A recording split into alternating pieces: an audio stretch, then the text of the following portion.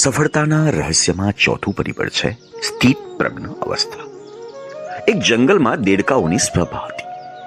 આ સભામાં નક્કી થયું કે ટાવર પર ચડવાની એક સ્પર્ધા રાખીએ. કેટલાક દેડકાઓએ આ સ્પર્ધામાં ભાગ જ ન લીધો, તો કેટલાકે બીજાનું કહ્યું માનીને સ્પર્ધામાંથી પોતાનું નામ પાછું ખેંચ્યું. સ્પર્ધા ચાલુ તો થઈ. કેટલાક જે ભાગ નહોતો લીધો તેઓ બહાર રહીને બૂમો પાડતા હતા કે ટાવર પર તો ચડાતું હશે. કેટલાક આ સાંભળીને ગબડી પડ્યા.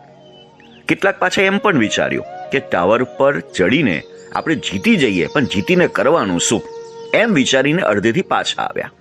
માત્ર એક દેડકો છેક ટોચ ઉપર પહોંચી ગયો. એ વિજેતા બન્યો. વિજેતા બનેલા દેડકાને ઇન્ટરવ્યુ લેનાર પત્રકારે પૂછ્યું કે તમે વિજેતા બની ગયા છો, તમે શું કહેવા માંગો છો? ત્યારે વિજેતા દેડકાએ કહ્યું, હે શું કહ્યું? કારણ દેડકો બહેરો હતો.